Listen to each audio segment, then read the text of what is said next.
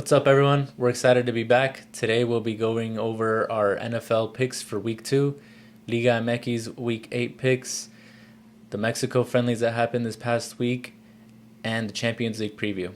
But let's start off with the NFL. As we're recording this episode, the Green Bay Packers are currently playing the Washington Commanders. If you saw our story, you saw that we picked Green Bay to win. They're currently up 14-3. But let's go over the Week 2 picks starting on Sunday with the Who you got?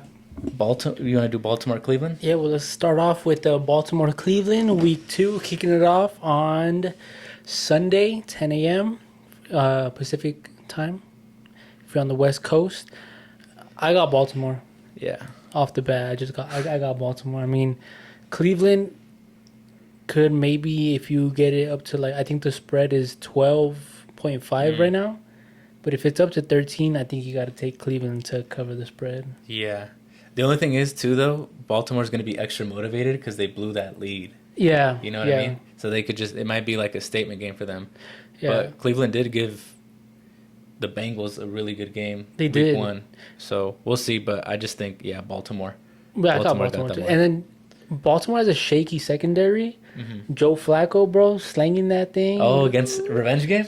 Bro, oh yeah. Bro, he's I probably had like 5 forgot. different revenge games. Bro, yeah, and honestly, the Browns should have won if it wasn't for the missed field goal and then the missed extra point. That's 4 points that they would have won with. So I think Cleveland could cover the spread if it's at 13 points though. Yeah. But yeah, I got Baltimore winning it. I mean, honestly, I wouldn't be shocked if Cleveland won. I'm not picking them, but like we've seen Baltimore even last year, they don't start off the season well. Yeah. So they're always like shaky and they always blow leads.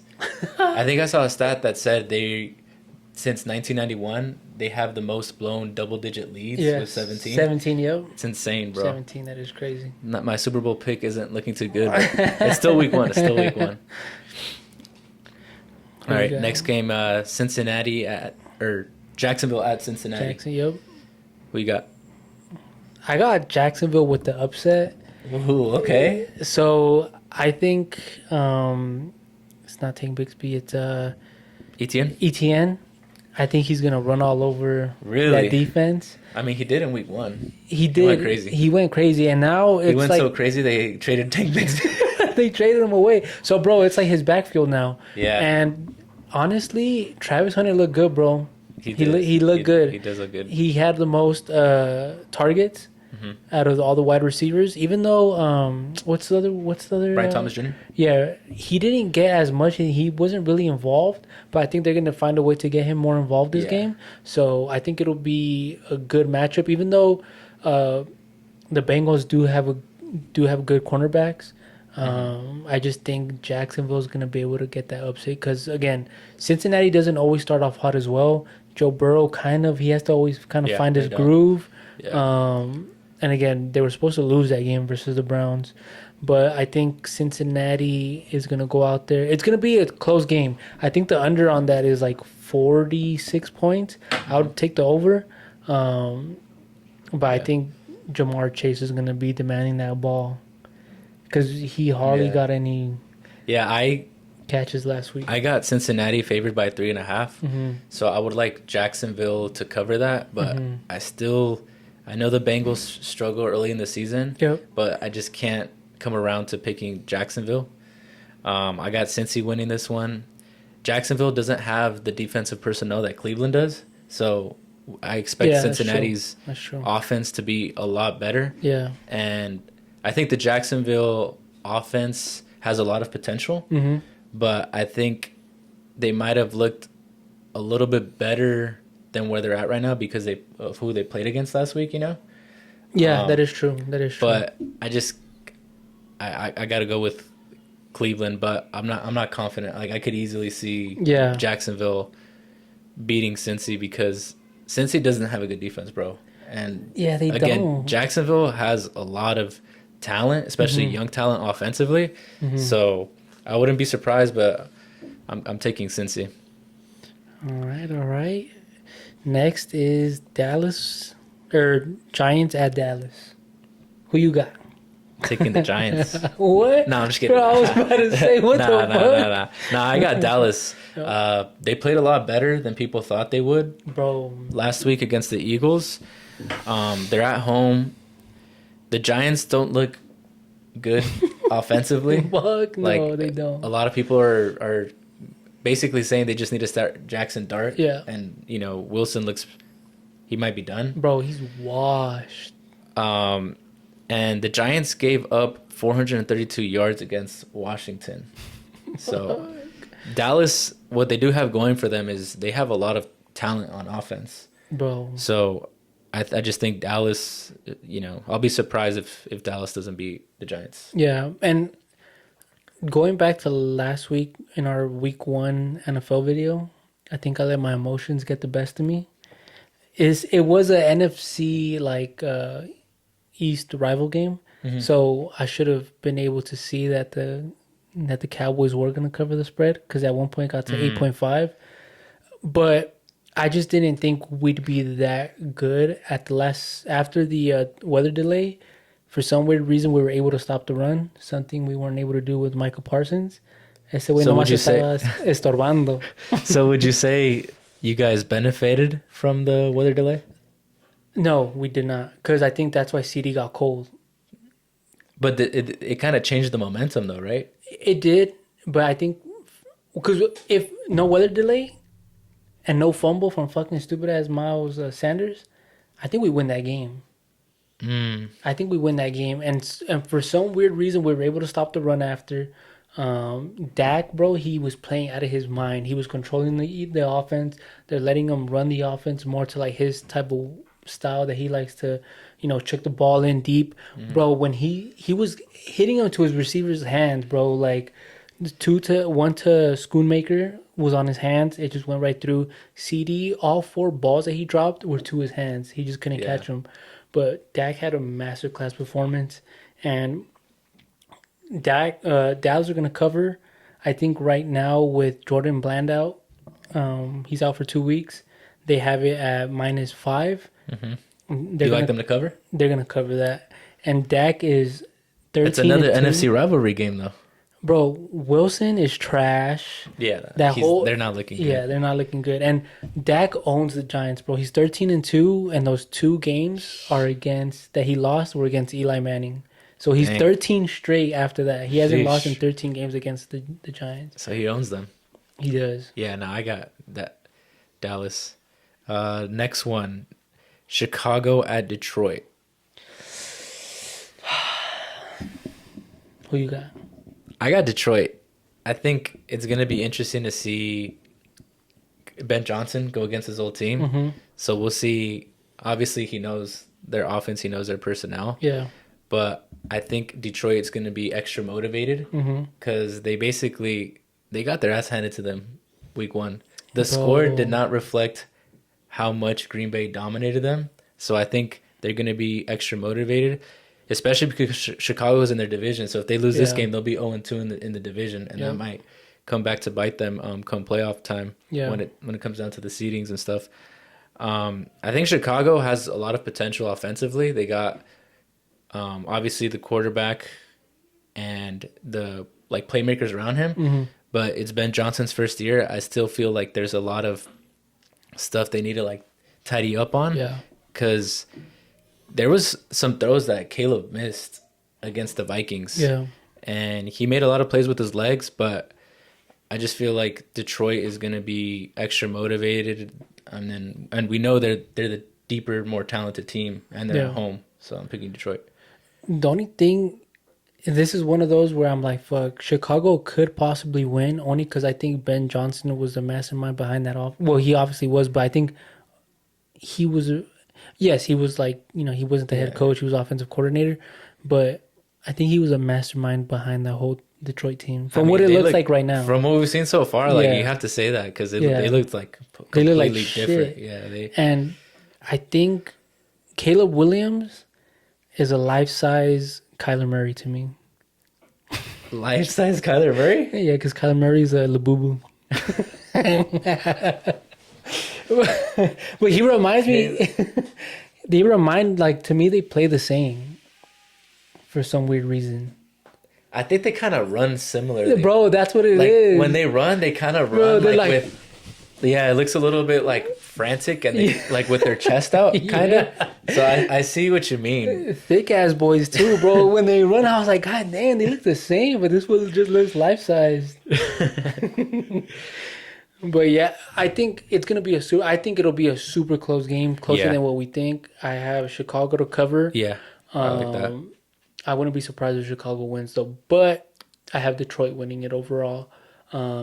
Just there's too much talent on that Detroit offense for them not to win this game. So, and they were my NFC finally, or they played in the NFC Championship to me, but. If I have that wrong, which right now it's looking like the Packers, yeah, I'm gonna be hot. Yeah, no, I had them too. Next game, New England at Miami. Who you got? I got New England. New England upsetting, based on Vegas, Yeah, New Miami's England. a 1.5 favorite. Yeah. Is what I got. So I got New England winning this game. I just think Tua turned the ball over. He looked really bad. Bro, he looks super bad. And there's a crazy stat that Tyreek Hill has gotten more charges, legal charges against him than plus 30 yards in the past year. 30-yard catches in the past year. In the past year? Yeah. He hasn't had a catch more than 30 plus yards since crazy. September 8th of last year. Sheesh. And then he just got a charge, I think, for assaulting his ex-wife or some shit like that. His estranged wife is what they say. I don't even know what that means, but yeah, he has more charges than 30-yard plus catches. That's crazy. So you got New England? I got New England. Who you got? I'm hesitant because I'm not confident in them. Mm-hmm. I picked Miami to win last week. Yeah. And they made me look bad. I was thinking man, why is everyone so low on the Dolphins? They're still a talented team. Well, they kind of proved why in week 1, why everybody's so low on them. But I still got to take Miami because the Patriots gave up 338 yards to the Raiders last week. So I think the passing game for Miami is going to be better this week. Oh. And Miami's actually won 7 of the last 8 at home against the Patriots. So Miami's actually had New England's number in recent history. Yeah. But I think the Dolphins, looking ahead, they have the Bills next week, and then they have the Jets the following week. So, and not to mention their star corner Christian Gonzalez is questionable for this game. So I got Miami. I just have New England based off of the fact that I think McDaniels has that locker room torn up. I don't think his players are vouching for him anymore. I think Tua turned the ball over. Just doesn't got it. I don't think he has it anymore. If his first read isn't there, then he's just getting sacked. Yeah, I don't want to say he's done because it's still week 1, but it hasn't looked good for him. Yeah, and I think Vrabel's gonna have this team firing on all cylinders for week 2. So, especially a divisional game like this, I think Patriots is gonna be able to come out and get it done. Yeah, for me it's more so a desperation pick, but I wouldn't put money on this game. You know what I mean? I'm putting money on New England. Really? Yeah, just to cover. For sure. All right, next game, San Francisco at New Orleans. Upset alert? I don't know, because everybody watching, Purdy's not playing. Right. Mac Jones is going to be the backup QB. Mm-hmm. But Mac Jones looked pretty Kittle's good. Out. Oh, Kittle's out. He's on the IR. Juwan Jennings, I think he's day-to-day. Mm-hmm. McCaffrey, hopefully by tomorrow he's okay. Yeah, I think he's not on the injury report. Yeah, he's just super fucking injury prone. But Mac Jones looked good when he was taking over that Jacksonville team last year when Trevor Lawrence got hurt. Mm-hmm. So I don't know. It's gonna be and crazy fact. What's the head coach's name? For who? For the Niners. Oh, Shanahan. Shanahan wanted to draft Mac Jones over Trey Lance when the draft Really? happened. Yeah, that's who he said he wanted his QB to be. So Shanahan sees something in Mac Jones, and let's see if Mac Jones doesn't bench Purdy off of this game alone, which would be crazy, Imagine he ends up bro. he I pulls a Kaepernick. I don't think. You know how Kaepernick took over Yeah, Alex Smith? I don't think I'm not high on Purdy, so I kind of Yeah, I'm not high on him either. I want. He's like Dak to me. Like they're like right there, like just mediocre. yeah. No, they're above average, but to me that's all they are is like above average. Above average? Yeah. Nah, Definitely not elite. Sorry. Purdy is not elite. Purdy is for sure not elite to me. I hate Purdy. Dak's elite? Hell yeah, he's gonna prove it this season. He was elite on Thursday. But I want Mac Jones to fucking take that job from Brock Purdy so much. So this is not gonna be a hate watch. This is gonna be a please, Mac, please get some fucking passes down the field. So you're really not rocking with Purdy like that, huh? Fuck no, bro. I hate him. I don't know why. I don't know. Yeah, I've never been like high on him either. Yeah. For the same, like I don't dislike him, but I just don't. I think it's, you know what it is. I think he remember not last season, but the season before he was getting like MVP shouts, like should Brock Purdy win MVP? And it's like, dude, no, bro, exactly. Like I don't know what people were seeing, especially Niner fans. Yeah, but now I got San Fran too. It's just I'm not so confident in that pick anymore though, because I do think Mac Jones can get the job done, but just the fact that, you know, there's not that like continuity. Yeah. And Kittle's out, it's like offensively you're basically relying on CMC, who, you know, he played pretty well last week, but outside of him it's like Ricky Pearsall, you know, who also played well. But New Orleans has like some playmakers on offense too. They do. And they get to the quarterback, so it's like, and they're at home, so I'm picking San Fran too, but I wouldn't be surprised if there's an upset. And I have San Fran favored by 4.5. I think I would take the Saints to cover. Yeah? Oh, yeah. To cover. Yeah, to cover, yeah. All right. Next game I got is Buffalo at New York. What you got? I got Buffalo, bro. Yeah. I got Buffalo all the way. You got to, right? Bro, Josh Allen looks so good, bro. Like, what did he have in that incredible Ravens game? All right, so passing 394 yards, 2 touchdowns, rushing, he had 30 yards rushing and 2 rushing TDs. MVP. He played basically like damn near a perfect game. Bro, I was amazed. Like that second quarter when he threw the ball down to get that field goal. Bro, I was like, no way this fool made that. Like, those throws were, like, so precise. Since we're here, though, I hear you, but Buffalo also got lucky. They did. Because that one throw where they like, tipped it, and then they ended up catching it in the end zone. Like, it was a lot went their way. I'm not trying to take anything away from Buffalo because, you know, I picked the Ravens, and that's I mean, Buffalo's your AFC, your Super Bowl pick, too, My Super Bowl pick, yeah. So I'm not trying to sound like a hater or anything, but...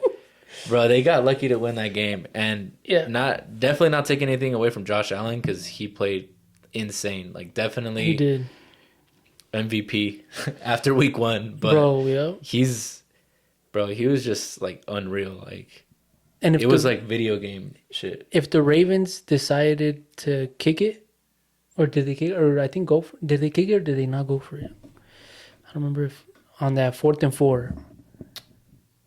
Like, you mean kick it or go for it?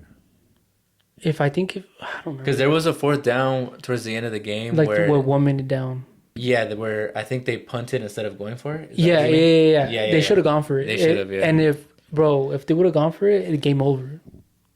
Like, the Ravens would have won. Yeah, if they would have converted it, that's game.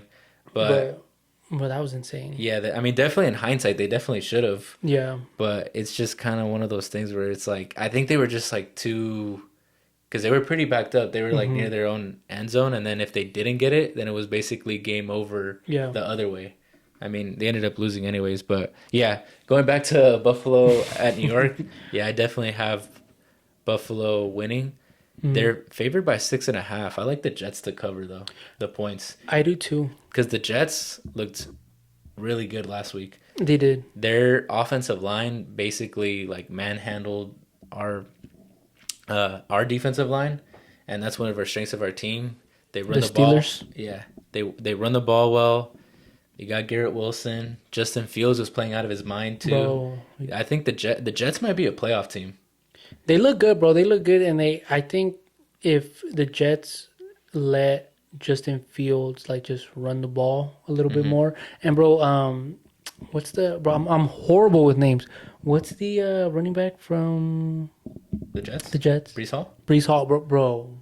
He's a dog. He is a dog. And Bills. Is that who you tried trading for? I did. Tell him what you sent me. The trade offer you sent me. What did I say? I sent you a tight end, no? Oh yeah. I sent you Mark Andrews for Brees Hall. That's bruh. Chino's that league mate that sends you the worst trades. Like, bruh, why? Why would I do that? I'm in a fantasy league with Caesar the Manos, with Caesar Diego in them, bro. Shout out Mano. And I troll all of his homies, bro. I send them the worst trade, and they guess so bro. Honestly, some of your trades in the past have actually gotten me upset. Now, not so much because I know how you are, but some of them are just I'm like, bro, what is this? Bro, but you needed a tight end. That's why I sent it I don't really need a tight end. Who's your tight end? Evan Ingram. He's hurt. Nah, he's gonna play. He was banged up, but he's gonna play. I mean, I'm not like saying I have like a top tight end, but for my team, I don't really need like a crazy tight end, and I'm not gonna give up Brees Hall after that performance that he had.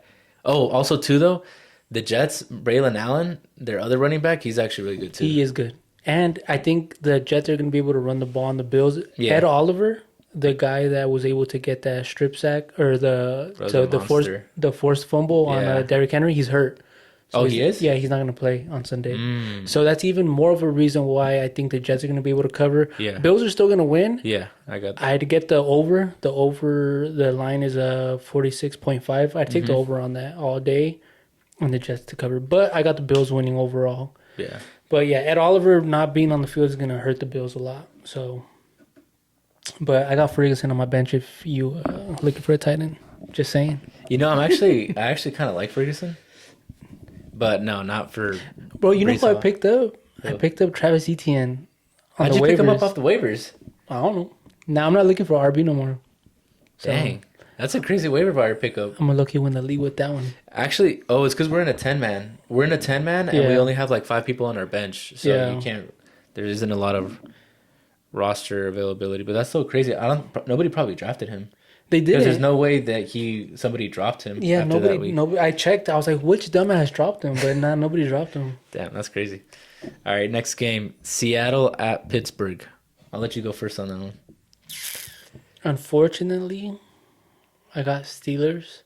I thought Seattle was going to be a lot better. I don't know what it is. I think it's because Seattle doesn't really have a solidified running back. I don't like the running backs. I don't like Charbonnet or the other one that they have. Kenneth Walker? Yeah, I don't like him. I'm not too high on them either. I think they both have potential, but we just haven't seen either of them be consistent. Yeah, and JSN looked amazing. JSN. And then Cooper Kupp, like he's nowhere to be found. Like, yeah. I don't know. It's unfortunate because I was really high on this Seattle team before the season started, but JSN, trade for him if you can, because boy is he gonna go off. But yeah, I got the Steelers winning this. Yeah, I got the Steelers too. I think it's gonna be a pretty close game because Seattle's defense is really good, and the Steelers also, from the looks of it, can't run the ball either. I was disappointed to see that we didn't really feature Caleb Johnson a lot. Yeah, bro. I think we should give him, or the Steelers should give him more reps. Yeah. Because I don't think Gainwell or Jalen Warren are a long-term solution. You guys let Gainwell run the ball more than fucking... Yeah. I was so surprised. Like, bro, he's a rookie. Give him fresh legs. You know what I mean? Like, let him do his thing. But develop CTE. That's crazy. But yeah, Steelers home opener. I think the defense is gonna pick it up, and luckily we've seen that the Steelers don't necessarily have to run the ball that well and still be able to win. It was crazy because last week, if you would have told me like the Jets are gonna put up 32 points and the Steelers would still win, I would have been shocked because I thought, our defense was gonna carry us. I thought if we were gonna have a good offense, it was gonna be because we have a good running game. Yeah. And none of that was true for week 1. But if anything, that kind of makes me more optimistic because that proves that we can win in different ways. Yeah. You know what I mean? And ultimately, we actually won in the Steelers' way because we got a turnover off that special teams. I think it was a kick return where we forced a fumble and we recovered within like the red zone. Yeah. And that kind of changed the momentum of the game. That happens a lot with the Steelers. So they were consistent in that sense. But everything else, it was crazy. Like Aaron Rodgers. What does Stephen A say? He's a bad man. He's back. MVP season. Bro, No, I'm just kidding. he looked... No, but he looked like surgical. He looked good. Yeah, he looked good. Ayahuasca, bro. I guess that's what happens. Bro's tapped in. Also, before we move on from the Steelers, I've been seeing that they're in trade rumors for Tyreek Hill. That the two most likely destinations are either like the Chiefs, which would be crazy, or the Steelers. If we get Tyreek, who do you guys get? AFC Championship. What? I think. Huh? What? Nah, I think it would just be picks because the Steelers have like because they signed Rodgers, they're basically like they're like in win now mode. So I think they would sacrifice picks in the future, and I think Miami isn't trying to contend right now. They're probably looking to rebuild, so that would make sense. That helps both teams. Yeah, but if we got Tyreek on one side and DK on the other, and Fryer, that's another thing I want to say. The Steelers need to feature Pat Freiermuth more. Bro, he's like under the radar, and he's one of the better route running tight ends in the league. We need to feature him more. Who the fuck was that third string tight end that caught that touchdown? Third string. You're not talking about Jonnu Smith, right? No, the other one. He had a long ass last name. Oh, are you talking about Ben Skokrin or something like that? Yeah, he's a receiver though. Oh, he is? With the long hair? I thought he was a tight end. No, he's a receiver. I was like, who the fuck is this? That's another thing, too. I wasn't expecting Calvin Austin to catch a touchdown. Bro. There was a lot of complimentary players that stepped up, which is good to see because usually Aaron Rodgers only really throws to his guys, you know what I mean? But he was sharing the wealth. So, and if he does that, he'll if he stops letting his ego get in the way and just starts distributing the ball to like different people to let them make plays, go after another guy. If he drops one, all right, let me fucking feed him again. Let's see if he makes a play. If he does that throughout the season, bro, you guys are gonna get far. Yeah. So it's good to see though. It's good for football to see Aaron Rodgers back and prime. Perk Rodgers. Perk Rodgers. That's crazy. My boy Perk Rodgers. I might need a jersey, bro, if he keeps this up. All right, next game we got the Rams at Tennessee. I think this is gonna be a close game, bro. Yeah, I think so this too. Is gonna be. Ward didn't look that bad against the Broncos. He didn't. His receivers were actually dropping balls more so than him, like it being on him. But bro, when he throws that football, god damn, that shit looks like it's going like 100 miles per hour, bro. That he has shit an is arm, fast as fuck. But I think ultimately the Rams are gonna win. Mm-hmm. But I kind of want to lean for Tennessee to upset. The Rams are favored by 5.5. You think the Titans cover that? Yeah. I think so too. The defense really stepped up for the Titans against the Broncos. Oh yeah. And Matt Stafford isn't really that good outside in open dome stadiums. So he's probably going to suffer, and he's not really too mobile. He's still playing banged up too. Like just because he's playing doesn't mean he isn't banged up. Yeah. So I don't know. I just think I didn't expect Devontae Adams to do that well last week. I think he's even playing injured too. Puka, I know he had that head injury, which is crazy, and he got baby mama issues. So let's see if his head is all the way in the game. But I think the Titans are going to be locked in, bro. But you got the Rams winning, right? Yeah, I do got the Rams winning. Yeah. I think Tennessee will cover the 5.5 spread, but I like the Rams to win this game too. Tennessee has a really good defense, They do. and that's what had me like concerned because the Rams struggled against the Texans last week, who also have a good defense. Mm-hmm. But the problem is the Rams have a good defense too. They So, do.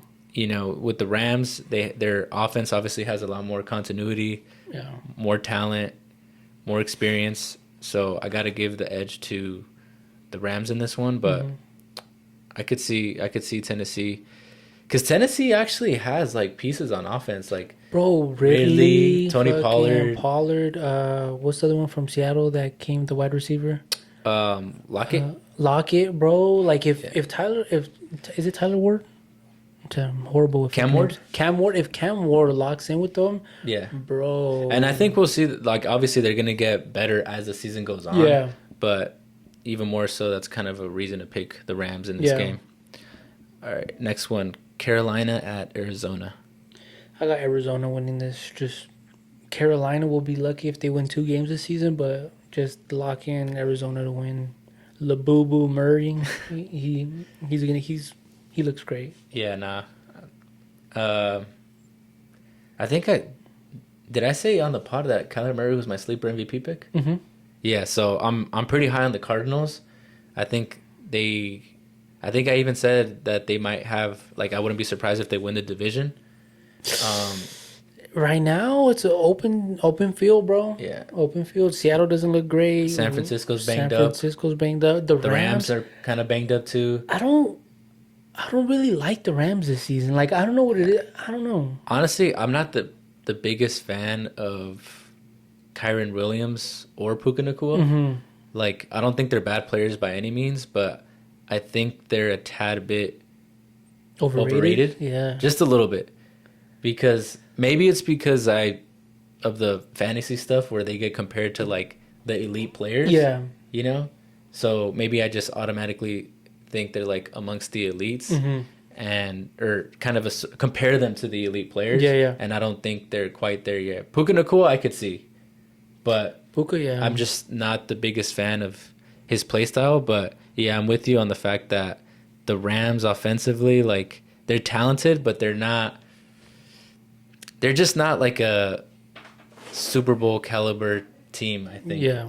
Offensively, where you look at them and you compare them to the other Super Bowl contending teams. Yeah, and I don't know. I think it'll be an interesting game to watch the Rams play the Cardinals. Yeah. Just to kind of see the outcome of that and to see if, like, that's, if the Rams are overrated or not. But I don't know. I don't know what it is with the Rams. I don't know if it's just because we're in LA. Well, not really LA, but like that's like the home base team, and I just don't. I don't see what. And I want the Rams to do well. Like, to be honest, because like outside of the Steelers are probably one of the teams that I root for. Yeah. But as far as like their personnel and their roster, maybe it's just an entertainment aspect of it. Like, to me, they're not like that fun to watch. I think that's what it is. Yeah. But yeah, going back to Carolina, Arizona, we both got Arizona. Yeah. Do they cover the 6.5 spread? Oh, fuck at yeah. home? Fuck yeah. Spam that. Hell yeah. All right. Next game, you got Denver at Indy. Yep, I got Indy, bro. I picked them to upset the Dolphins last week, and I have them to upset Denver. Denver didn't look great, bro. They were another team that disappointed me. I was really high on them before the season started. They were like my Seattle of the AFC. Bo Nix just didn't look all the way there. The running back didn't look that great. Like, the defense struggled hella against the Titans. So, and fucking Vanilla Vic, bro. Vanilla Vic, bro. He had himself a game last week. A fucking crazy-ass rebirth. He threw 29 attempts, 227 yards, 1 touchdown. Bro, I think Vanilla... Had another one rushing, right? Yeah, he had another one rushing. He looked great. I think it was at like 30 yards rushing. And Indy's like a super sleeper, bro. I think Indy's a sleeper. So I got Indy to upset the Broncos. I'm not mad at it, I just think Denver's defense is special. They only gave up 71 yards rushing to Tennessee. And we know Indianapolis, that's their strength, is running the ball. Denver's favored by 1.5. I just think that their offense is obviously going to get better from last week. And I think, again, Denver's defense is special.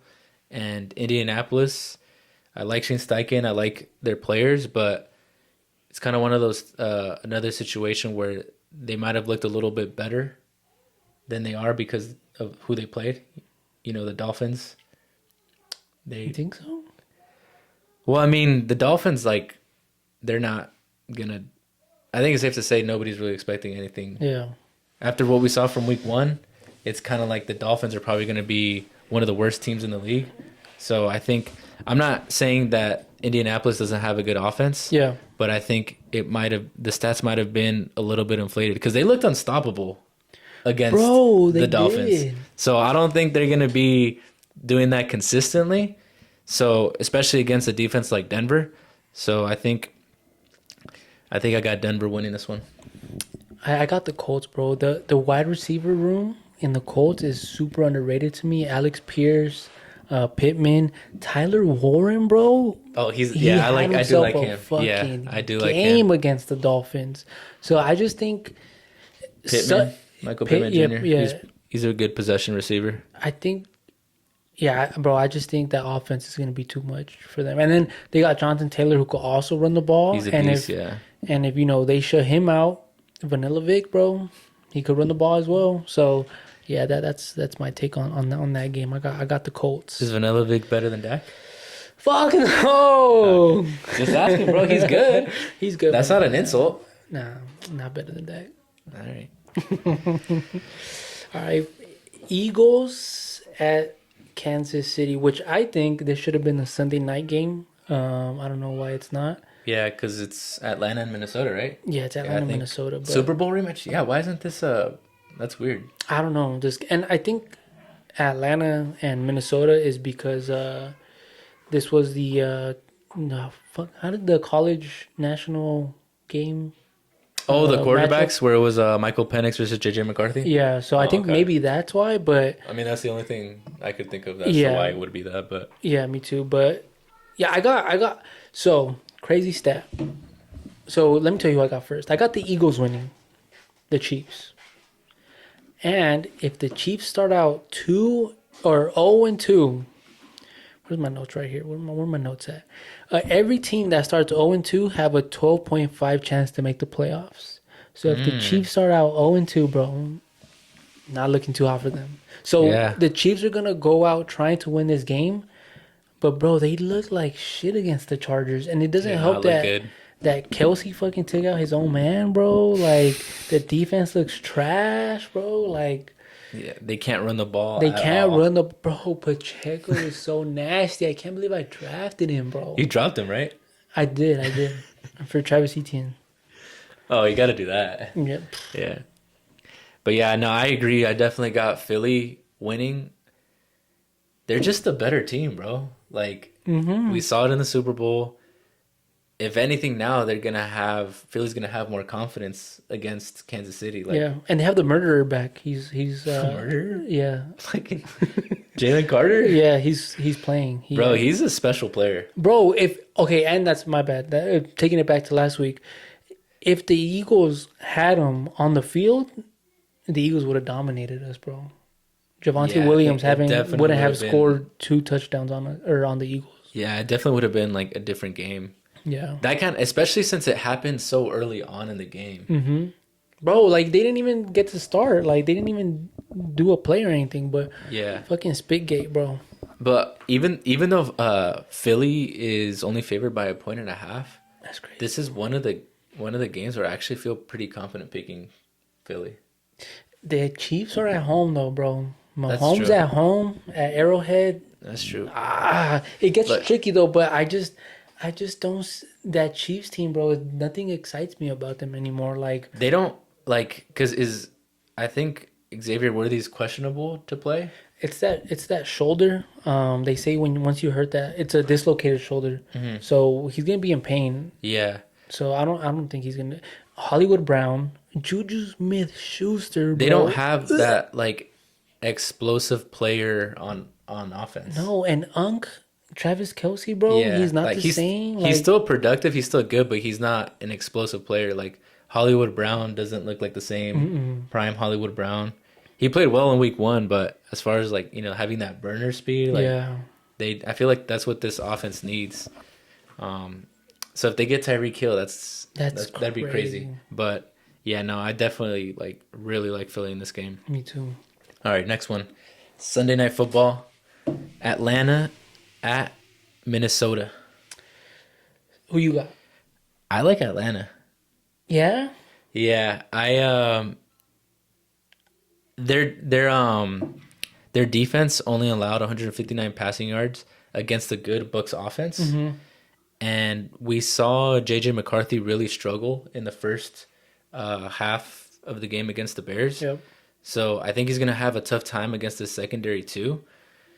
I think Atlanta, the key for them is going to be if they can run the ball on the Vikings. And they have Cashman on IR, their linebacker, and Van Ginkel is also questionable. So I think those injuries could affect them, and I think Atlanta will have, if they have success running the football, I definitely like really favor them, because then now that opens up the play action for Drake London, who's questionable. That's like my main concern. Yeah. And they have Kyle Pitts. Mooney, I think, is still questionable. But I just see Atlanta winning this game. The Vikings defense is really good, though. But I got Atlanta beating Minnesota. I have Minnesota winning only due to the fact that Drake London, it's not looking too good for him to play. So Yeah. I originally did have Atlanta to win, but I got Minnesota winning this game. People were really high on JJ McCarthy, and I think it kind of showed that second half where he just kind of locked in. It was impressive to see him come back from that. Bro, like for a rookie, which Yeah. again, I guess you could consider this his rookie year. It was his first game actually playing. His debut, actually. Yeah, exactly. So It was primetime, too, Monday Night Football. bro, like you would think like a rookie like that, Yeah. bro, he just shuts off. He's like, fuck, I lost Yeah. it. Like it's chalk. Like let me just see what I can do. But his team, like his coach, really, I think hyped him up. He held him in there, and I don't know. I just think this Vikings team gets it done. Yeah, no, I think it's going to be a close one. So I'm not like too confident on that one, but I think I see Atlanta winning it. But again, I wouldn't be surprised if Minnesota wins, especially since they're at home. But now Monday Night Football.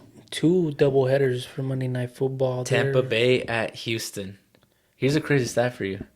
The Texans are 5-1 all time against the Bucs. What Yeah. the fuck? 5-1? Yeah. Damn, I didn't know that. Yeah, That's a good stat. Yeah, the Texans' highest winning percentage against any team is actually against the Bucs. What they're the fuck? 5-1 all time against the Bucs. But I still got the Bucs. I still got the Bucs Yeah. too. The Texans just don't look good offensively. Bro, Nico Collins, Yeah. I was waiting for that fool to do a play. Like, he fucking juiced me on my team this week, which also you beat me fucking this week. Oh, that's Oh, right. this Yeah. past week. AJ Brown, stinker. Isaiah Pacheco, stinker. Nico Collins, Oh, on your team. stinker. On your team, Yes, on your team. bro, that shit was disgusting. But It was like the worst. it was the worst. Individual performance across the board. Bro, that shit was nasty. But yeah, I don't know. This team doesn't look that great, and I just think I don't know why Houston's favored. Maybe it's because they're playing at home. Yeah. But I'm really high on this Bucks team, bro. The rookie Igueke. Emeka Ibuki? Yeah, is that his name? Ibuki, I think. Bro, 2 TDs. Yeah. And did you see he called his shot to get that slant throw to win the game? Yeah, I was kind of upset because last week I picked the Falcons to beat them because I didn't think the Bucks would have enough offensively to beat them, and then he proved me wrong, bro. He's really good. He's good. And I mean Godwin, I don't think he's gonna play, but there's still Mike Evans. No. Yeah. They have the Bucks have a balanced offense because they They also do. have Bucky Irving, They do. who's a up and coming, if not already a star. Mm-hmm. So that's why I like Tampa Bay. Like Houston's defense is good, but They are good. they like they don't. I think Nick Chubb played pretty well, but it's hard for me to see them actually running the ball like well Officially, consistently. Yeah. And outside of Nico Collins, it's like you're kind of waiting on that next person to step up Yeah. in that receiver room, you know? And fucking the fuck is his name, bro? I blank on fucking names. Tampa Bay quarterback Baker Mayfield, bro. He got that dog in him, bro. Yeah, like there's something about him in that Bucks uniform that's like, yeah, like this just fits for him. Like this is a good team for him. And yeah, bro, he's just a dog. Yeah, they came back and won because the Falcons were winning, and then they had that game-winning drive. So that's another thing you got to say about the Bucks is that they're capable of winning games, winning close games. Yeah, which is another reason why we got them. All right, last game of the week: Chargers at the Raiders, divisional game. Got your Raiders? Nah, I got the Chargers for this one. Yeah. What the fuck, bro? Terrible with names. Quarterback. Herbert? Herbert looks so fucking good, bro. He looks so good. So, but I don't know. I just don't see how this Raiders defense is going to be able to contain either the run or their cornerbacks. I don't even know who the fuck their cornerbacks are. They're going to be able to stop Quentin Johnson, Lad McConkey, him, fucking Keenan Allen. Keenan Allen, bro. Keenan Allen is all of a sudden looking like prime Keenan Allen. Bro, he does not want to go to fucking the U38. He doesn't want to go play U38 football. Yeah, I got the Chargers too. For me, the Chargers and the Packers probably had the most impressive performances of out of all of the league last week. So I think for that reason, like the Chargers, they just played too good for me not to pick them. Against the Raiders. It'll probably be the Chargers are 3.5 point favorites. I don't even know if I would pick them to cover that, but I think even if it's close, I think they'll find a way to win. Yeah, and then, bro, Jim Harbaugh has found a way to just turn this team around and get the best out of his quarterback. Yeah, I was surprised when he went back to college football. They probably gave him like a big bag. Yeah. Because he was very successful with the Niners. He led them to a Super Bowl, and then I think it was like after a bad season, they just kind of moved on from him, or he moved on from the Niners. But I'm surprised he was away from the NFL for so long. Yeah. Because he's probably one of the better coaches in the league. He is, bro. And I wish we could have him with the Cowboys, but we never do a move like that. But all right, guys, that concludes our picks for week 2 of the NFL. Let's switch over, talk some soccer. Let's go to, you want to start with the Liga MX picks, or you want to do Champions League? Let's do Champions League. All right, just because I'm excited for Champions League this year. The format, I really like the format that they played last year. It was exciting soccer. The group stage is kind of cool. I kind of like how they, have certain teams to play against each other.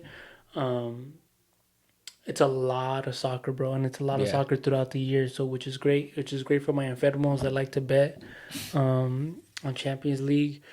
But I think a prediction that we could probably do right off the dome is, who do you think is going to win? Do you think PSG is going to defend their title, or do you think there's going to be a different crown champion? I got to go Liverpool. That's who I got, bro. I think right now, well, going back to last year, Liverpool looked very impressive. They did. And had they not played PSG so early in the knockout phase, they probably would have made a deep run in Champions League. But, they're the reigning Premier League champions, and they've gotten better. Way better, bro. Yeah, I would probably say way better, too. Like, better. They signed Ekitike. Ekitike, bro. That fool got me wet, bro. Chiesa. Yep. And they signed Isak, who we haven't even seen. That's a bit overkill, bro. Like they're already like stacked, and then they still signed him. I'm interested. That's one thing I do want to see how like who's gonna go to the bench now. Yeah. Because Gapco's been balling, Ekatike's been balling. So who do they sacrifice, or do they find a way to play like all four of them with Salah? Yeah. You know, And they also signed Words from Verts. I forgot about Verts. Bro, they.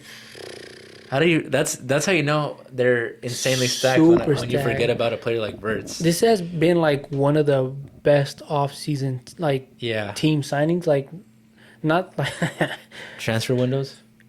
It kind of reminds me of like the PSG one where they signed fucking Sergio Ramos, Neymar, Messi, but like these are like real like up and coming superstar talents. But Liverpool did this all in one. Yeah.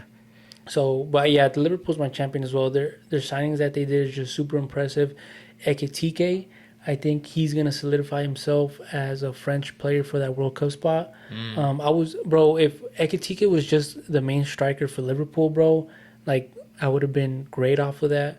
But once he signed Isak, bro, it was just like it's like I don't see them losing a game in group stage. They're freaking Thanos collecting all the Infinity Stones, like bro, like they're insane. And you know what's crazy about Liverpool too is that even though they have all this offensive talent, the way they press is insane. Yeah, like as a team, they press as if they were like the least talented team, which is insane. Like usually a lot of the talented teams, they kind of like don't press that well, but them and PSG, who's probably like my second favorite to win it all. Yeah.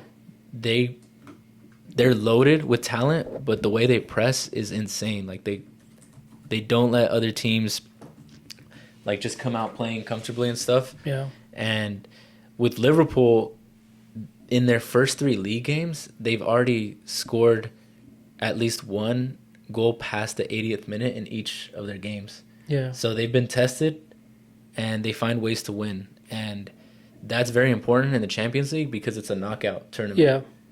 So, yeah, Liverpool is just, to me, the clear favorites. I still really like PSG. You can't count out my Barca.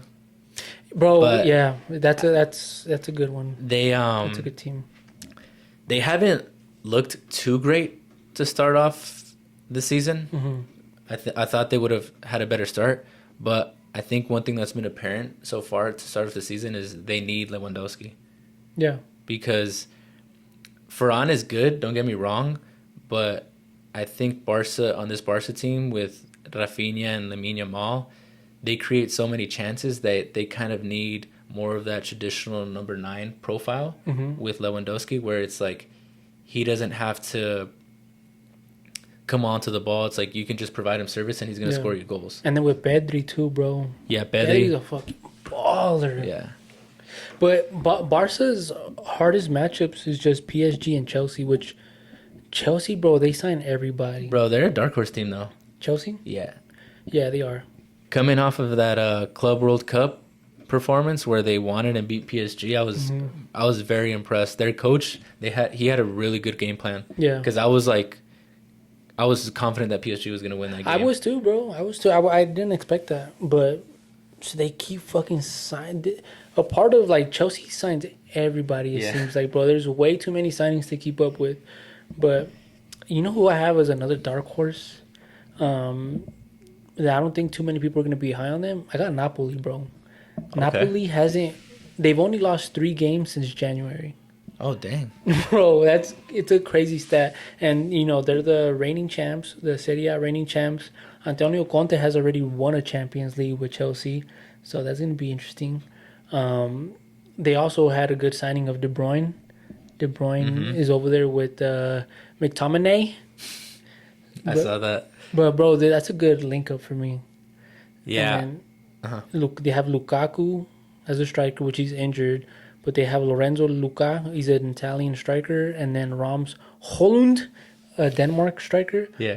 It's like an overall well-balanced team, but I think Napoli is one of my sleepers to make it far in playoffs. I'm not mad at it. Tottenham too. Tottenham? Mm-hmm. What do you like about them?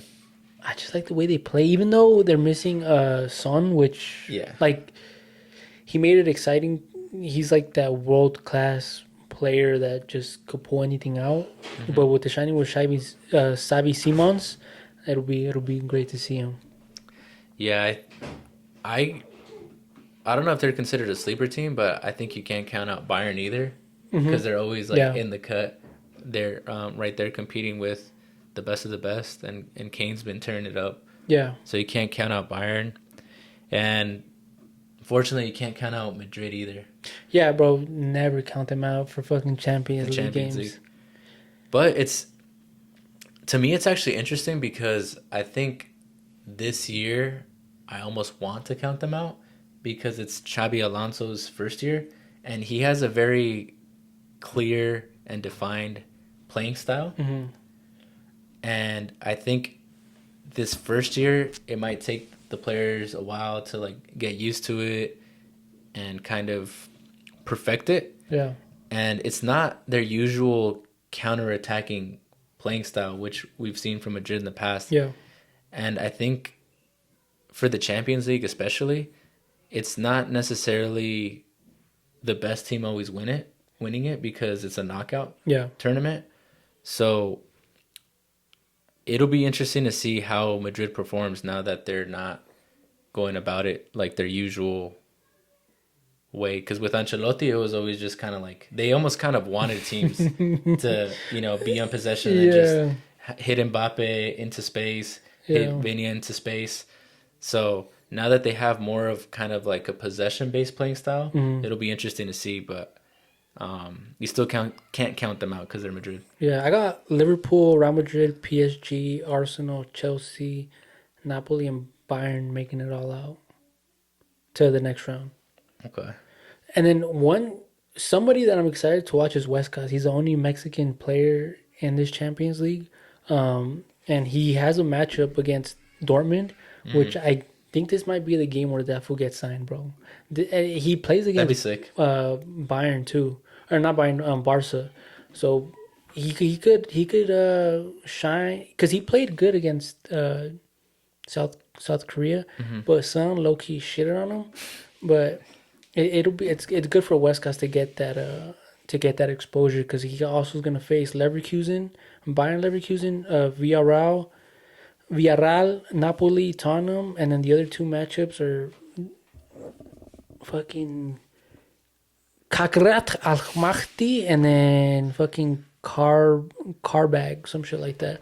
But I'm excited to see Huescas. If that fool gets a goal or an assist like in group stage, bro, he's that's a great opportunity for him for sure. Yeah. And I'll be excited to watch him, especially against like the top teams, like you said. Bro, I'm hyped. Speaking of Huescas, should we switch over to El Tri now? Sir, this is gonna be a good transition. All right. To La Seleccion's recap with their friendlies with Japan and South Korea. Yeah, so real quick, they tied both games. They played Japan first. It was 0-0 draw. Didn't really like what I saw from Mexico. I feel like they lacked in both ability games? For Japan. A Japan game. It was honestly, I'm gonna say it was a bit boring. They weren't really creating chances. Against South Korea, where they tied 2-2. I thought in moments they looked good, and I think overall that performance was a better performance. Yeah, and first of all, for the Japan game, why the fuck did they go play in that Oakland stadium? That shit was so gross, bro. Yeah. Might as well just come play at the fucking AV Alta stadium at that point, bro. Because seeing them play on a baseball field like that, bro, is fucking gross. Like, why didn't they just play at Levi Stadium? The conditions didn't look good either. Bro, it didn't. Which, I don't know if that affected anything, but Edson getting injured in the first 20 minutes, I don't know if that had an effect on anything, but with him not being there, kind of opened up the field for Eric Lira in the South Korea game. And Eric Lira had the game of his life, bro, in that South Korea game. And I was very impressed by Lira. That was one of my notes for that. And then Orbelín Pineda, bro. No longer should you be wearing a Selección shirt. Do what Carlos Vela did, and he gave the young players a chance. You could give Gil Mora, Elias Montiel, or Obed Vargas to take a spot over you. Like, just give it to one of them, bro. Why are you going to go play a World Cup? You do nothing on offense.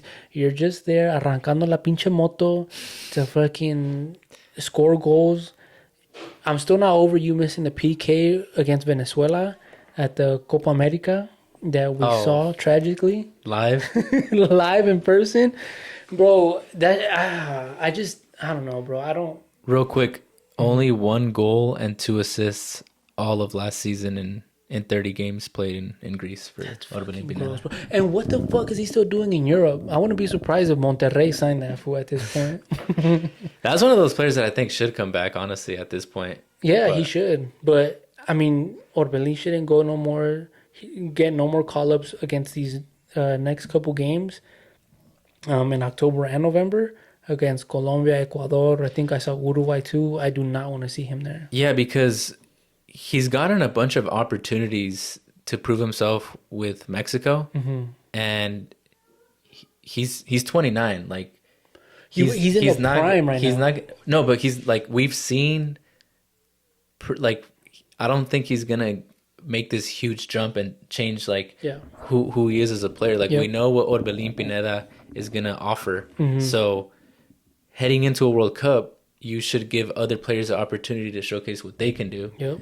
Because you know what Orbelín's gonna give the national team, So it's like, definitely for these next call-ups, they shouldn't call him.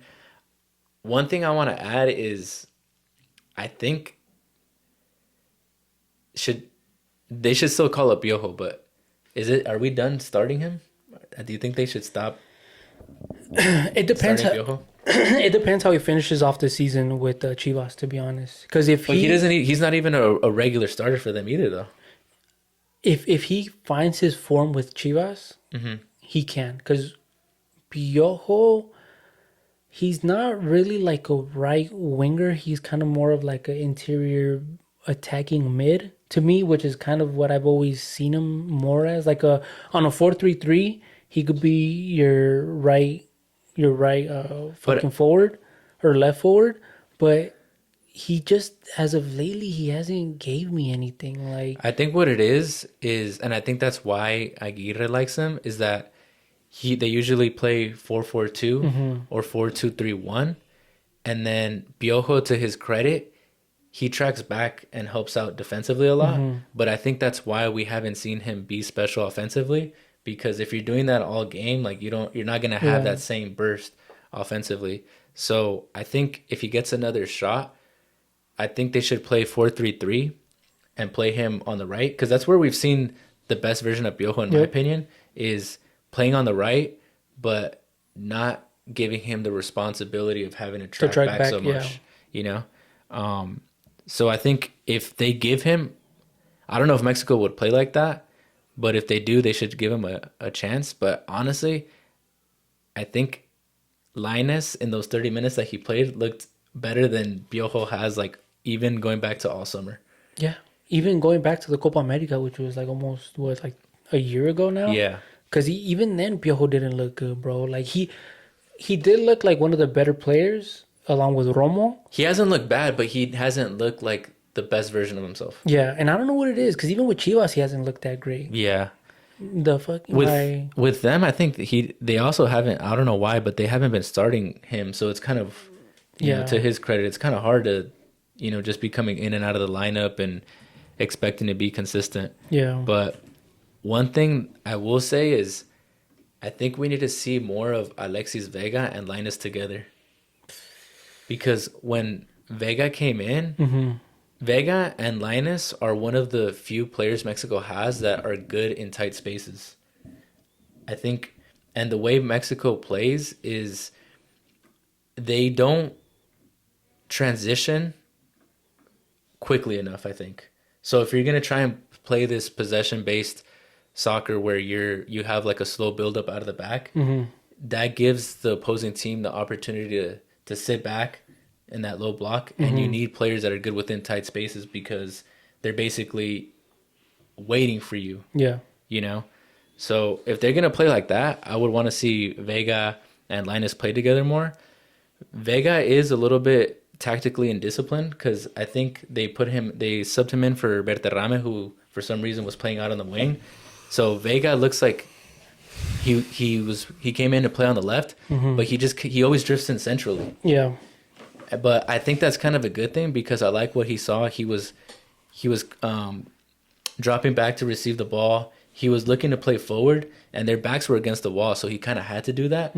But I think that mindset is what we need to see more out of Mexican players on the national team, because a lot of it is just kind of playing it safe, scared to be aggressive and take that risk. Yep. But in the end, we just get this boring possession-based style, but it's possession that doesn't create chances. And it's not effective, and it's not fun to watch. You know who does give you that? Who? My Prietito Efrain Alvarez.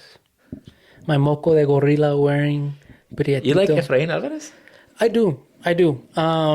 What I've seen from him with Chivas as of lately, it's like very attractive soccer. I do like him. Going at it. Everything that you said that you don't like. But it's like, attacking his players. That fool has an amazing shot outside of the 18. He does. He deserves a call-up for sure. I think I'd rather take him over Piojo any day. Right now. Really? Well, I guess Milito does too. That's why he's starting over. But even, bro, like he's still... I don't know if he's going to start. He should play them together on a side note, but... Yeah, but I'd rather take Efrain Alvarez over Piojo right now. Yeah. And also too, Berterame, I was on a hate watch watching him play against South Korea. Bro, that's some Aguirre shit right there. Call up a naturalized player that you've coached before. Remember Guille Franco? Yeah. And now it's Berterame. Bro, Berterame is so nasty. He does not deserve no call-ups. He's so inconsistent. Bro, like, you could find that with just take one of these younger players. Take Obed Vargas. Take fucking Elias Montiel. Gil Mora, I think, is going to, no matter what, go to the World Cup. But, bro, like, I don't want to see Berterame ever get called up again because he didn't do shit. I actually kind of like his style, but he's kind of like hear me out. He's a target forward that is good, just, playing off of him, finding people. I thought his link-up play was pretty good, but it seemed like he was playing off to the left and then off to the right. Like at the half, I think him and Chucky switched, but to me, he's like a 9. Striker, yeah. I don't know why they were playing him there. Yeah. I think I thought he looked okay, but I definitely think that there are better options. Yeah. Like on the wing and centrally. Yeah. And if he goes to the World Cup, bro, it's going to piss me off because it's going to be like That'd be insane. It's going to be like Funes Mori when he went to the World Cup, bro. That shit pissed me off. But transitioning over to the South Korea-Mexico game where they tied 2-2, I almost called it 2-1 South Korea with the Sun goal. But my GOAT, Santi Dios, scored an amazing fucking left shot outside the 18. He could have had 2, too. I didn't see the other one. He had a shot where I think the goalie made like a really good save. The first goal, my type of header from Raul Jimenez. There's a crazy stat on Raul Jimenez, though. He has less than 100 minutes at World Cups playing. The 2014 World Cup where he went, he didn't start any game. He just came in as a sub like for a little bit, right? Yep. He has no World Cup goals, which the 2002 World Cup... 22. The 2022 World Cup kind of really wasn't... He shouldn't have been called up, first of all, because he was in a wheelchair during that time. If my Discord boys, you guys know what picture, what infamous picture I'm talking about. Oh my gosh. I just remembered. Bruh. Don't go into detail about that. That was crazy. Ever since I dropped that picture in there, though, he was going off, bro. It was like he had like a rebirth. But yeah, he was definitely like not informed. Was he injured? He was still. He was coming back, right? Injury, yeah. But yeah, that's insane to know that this is gonna be his 4th World Cup, less than 100 minutes, no goal scored. But he looks such in form. I think him and Santi need to be starting. I agree. I was gonna say that. Even though sometimes Santi gives you the best version of him when he comes off the bench, kind of like how he did against the South Korea game. Yeah, but my thing is though, those are Mexico's two best players. They're the only ones right now that are competing at the highest level and showing that they belong there. So I think you need to build the team around them. Yeah, definitely. Like And provide them wingers that are going to feed them. Right. That's Mexico's strengths right there is those two players. Yep.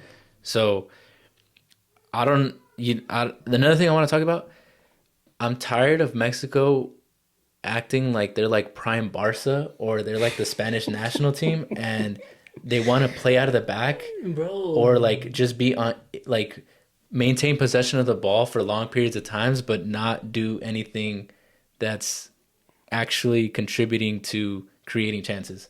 They just swing the ball in the final third and then like it was like Linus gave it to Vega, and then like Vega gave it back to Linus, and then he tries to turn, but then he has to come back. And I'm high on those two, but they need to be more direct. Bro, it's some FIFA shit when you have the ball and you're just trying to like you have the ball at the half and you're just passing it from fucking wing to wing. Yeah. Like, bro, we have nobody.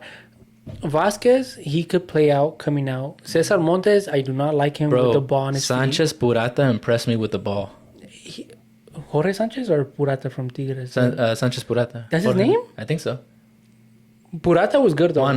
Juan Purata, yeah. I like how he plays, bro. He's clean on the ball. He's a good backup center back. I even was thinking, how do you feel about a back three of Johan, Montes, and Purata to give them? If you're gonna come out playing, you can't have Montes and Johan's pretty good on the ball, but Montes, that's not his strength. Montes does give you something that nobody else on the team does with his aerial game. Yeah. So I think, depending on the matchup, he has to play. But if you want to come out playing, I think you need to have like that back three. Yeah, and I think something that we could kind of go off of is, I think ideally is 5-3-2 should be our lineup with them three, Huescas on the right, Mateo Chavez on the left, but he's a little shaky, bro. Mateo Chavez, I blame that second goal that they scored on him, kind of, because he reminds me a little bit of me, like a chicken with his head cut off. Because this fool had no reason to be in the middle of the fucking field trying to slide tackle for a ball where there was a man running in his open space where Vasquez then had to go and try to like defend, and that's where they scored that goal. And he's a super high energy player that any ball that comes his way, Mateo Chavez is gonna battle for it or try to go for it. But I don't know. He's Gallardo. good. He's good technically on the ball, and I think he has the right mindset going forward. I think he makes pretty good decisions, but he's not the athlete that Gallardo is. He's not as fast and he's not as physical. So I think depending on the matchup, luckily now we're starting to see like, okay, this player, if we're playing against a team with these characteristics, we can use this player. Yeah. You know what I mean? But if we're playing a team that has a good right winger, I think you have to start Gallardo. Because I think Chavez is a little bit too... I think Gallardo is just a better, like he has a better marca than Chavez. That's exactly what I was going to tell you. His positioning on the field for Chavez, I think he's still kind of trying to figure out like where he needs to be at all times. Because when he goes up to attack, I don't think he's not the best backtracker. And like kind of how we saw when... It's because he's not fast. Yeah, he's not really that fast. He's very technical though. Yeah, like he has very good, he's good on the ball. pass. Yeah. And so even though it's so... But go back to, I like what you were saying though, because I actually do like a 5-3-2. And if you think about, since I started watching soccer, the best Mexico teams at the World Cup was 2000 that I've seen is 2006 and 2014, and they both played a 5-3-2 with La Volpe and a La Volpe disciple, Miguel Herrera, GOAT. No, I'm just kidding. No, but going back to that 5-3-2, that's your 5, and then who would be your 3 in the midfield? It'd be Lira. Lira had a world-class performance. Like Bro, I said. I was like... Yeah, what were your notes on him? Well, it was with Sanchez Purata and Lira. I was very impressed by them, to the point now where... And we could talk about this once you give your lineup. I don't know if Edson Alvarez should be starting anymore. Edson Alvarez, to me, is starting to hurt on the field because he doesn't let... He tries to take too much control of the midfield, which this has always been my knack with him, or my... whatever you want to call it. He wants to get too involved, and he's not... When he has control of the ball, he does not. He slows them down too much. He doesn't have a good distribution of the ball. He can't give you a ball like how Romo would, where he's in the... Romo or Lira? Romo. Okay. Like if you replace Edson with Romo at least would give you a ball in our half and find a way to find our striker or to find a winger and have us going 3v2 against the opposing team, which Edson doesn't give you that. Yeah, especially if you're playing 3 in the back, you need a 5. You need a D mid that's good at passing the ball. Because you have a back 3, you don't need a defensive mid that's necessarily that good defensively as much. And Lira knows when to stay back. He knows when to go up. Edson, you give him the ball, bro. He sees a ball at the 18. That fool's gonna go to be at top of the 18, asking for the ball to try to get a shot off, and his shot comes off nasty as fuck, bro. Like that shit pisses me off about him. Which again, Edson, I don't know, bro. It's starting to look real shaky for you. Yeah. Lira would start in the midfield. Gilberto Mora needs to start in the midfield. I don't know who the third one is though, but this is gonna piss people off. I think Charlie. Nah, you gotta go Marcel. Reese. Oh yeah, what the fuck? How am I forgetting about him? Yeah, my bad. I knew you were. I was forgetting. Yeah, Marcel, Reese. I knew you were high on Reese and Gil Mora, bro. Them 3 in our midfield. I like that. Fucking amazing with Santi and Raul up top. Another thing why Raul and Santi should play together is their styles actually complement each other well, because Raul likes to drop in and have that good link-up play. And Santi's more of that typical number 9 traditional goal scorer where he's faster. So if you have Raul dropping in, linking up, Santi could make those vertical runs going forward and be an outlet in that respect. Yeah, because Raul's going to be pulling the center backs to open up that field for either Gallardo running or fucking Huescas running on the wings to then just drop a ball back to Santi and Raul to recover to drop in like a header or something at the top of the key. So, yeah, that's my starting lineup for the World Cup. And then Gilberto Mora, bro, if you have him there too, with him linking up with Santi and Raul, God damn. Yeah, no, I really like that lineup. But I think Mexico is one of the teams that, because they don't have the personnel that the elite teams do, I think their lineups are going to be matchup dependent. Yeah. So depending on who they play, like I don't think they have the luxury of saying, these are our best 11 and these guys are starting no matter who we play. Yeah. I think they need to kind of like switch it up depending on who they play. Yeah. I think if like what I would have liked to seen is against teams like if you're playing within your region, a 4-4-2 with, like Linus on one side and Vega on the other, and then now with the ascension of Lira and then Marcel in the middle and then those 2 up top, when you have to have that initiative against lesser teams, I think that's a good lineup because because you're going to be against teams that are sitting low, you need those players that are good in tight spaces. But definitely against the elite teams, they need to be more defensive and just pretty much look to counter and look to just feed Santi and Raul. Yeah. Because outside of those 2, like, where do you see Mexico getting goals from? Not really anybody, right? Nobody. Like maybe here and there, but those guys set pieces only. Yeah, like those guys are. We don't have the type of wingers that are gonna give them the ball and they're gonna take a player or 2 on and then shoot on goal, like consistently. I think Linus can do that. Even though against South Korea, he took somebody on and he had a shot and he didn't take it. Yeah, and I'm like, bro, you gotta take advantage of those opportunities. But yeah, I think it's typical Mexico. You're just like, man, like they suck, and then they do one thing, and we're like, nah, like we have a chance. They beat Uruguay in the friendlies coming up, and we're gonna be like, fuck, bro, like this is gonna be We're gonna make it to the fifth game or Yeah. get past the quinto partido. But I don't know, man. I'm not. These friendlies didn't really show us much. I think it just showed us more of the bad than the good. I think for the majority of both games, I would agree with that. Mm-hmm. But I think we saw highlights in a short amount of time that it's like, okay, we need to build off of this. Yeah. But it was also, we saw like different players, or we had players step up. So I think that's why you saw it change too. Yeah. Like, I don't think we can go back to like the lineups that we had during the summer. I think we need to see what worked for them. And honestly too, I was impressed with both of the Asian teams. Like, they have good individual players, and they're organized as a team, and they have a defined style of play. I think that's how Mexico needs to play, is like, those teams aren't worried about having possession of the ball. They'd rather just get their ball to their best players like Son, get them out into space and let them do their thing, let them go to work. But it's like, who do we have that you could, get the ball into space for them, for Mexico, give them the ball and create a chance like that. Besides Chucky, I don't really know.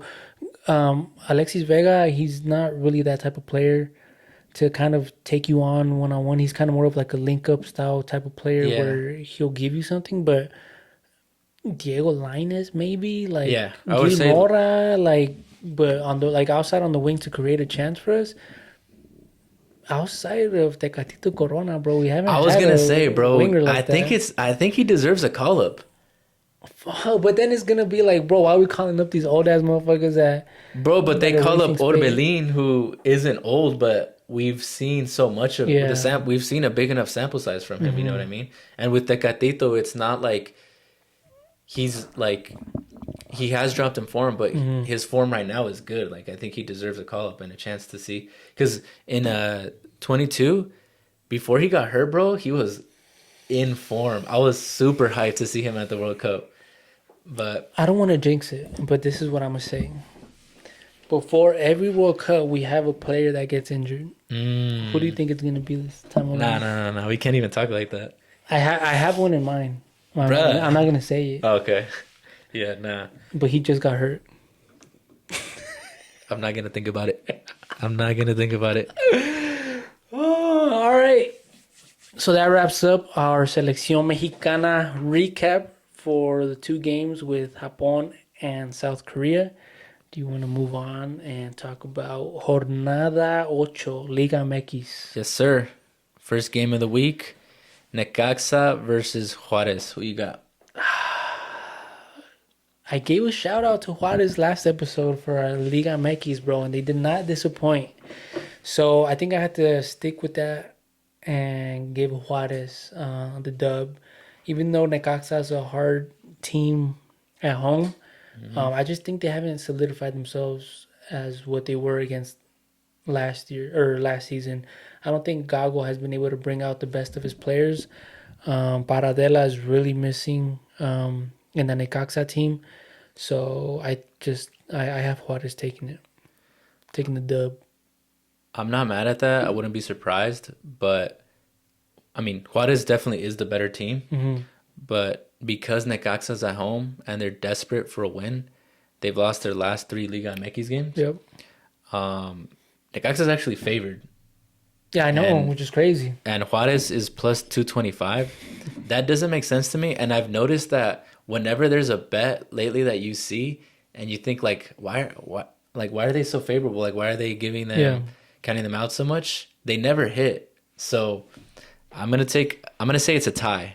A tie? I haven't seen enough from Necaxa for me to pick them to win. Yeah. But I think they do. I think they'll get a tie against Juarez at home. Yeah. Which this is my I hate this match. I hate the matchups this week because it's so like, fuck, it could be this, it could be that. Yeah, definitely a lot of close matchups. Because even like the next game, Mazatlan Pumas, 2 shitter teams, but it's like Pumas plays to the level of the competition. And real quick, and Mazatlan, every game they played has been decided by a goal or less. Bro, yeah, and it's just like, Jesus Christ. And Mazatlan has never beat Pumas. Pumas has 5 dubs against them and 5 ties against them. Damn. So, who do you got for this game? I struggled with this one, but I got Pumas winning. I've been high on Mazatlan in the past because they give everybody a tough game. Mm-hmm. But just because you give everybody a tough game doesn't mean you're actually gonna win. Yeah. So I got Pumas. I think Pumas honestly just needs like a goal scorer because they create chances. Like if you watch their games, they create chances. They just struggle to finish. Yeah. But Pumas, I think they're a solid defensive team.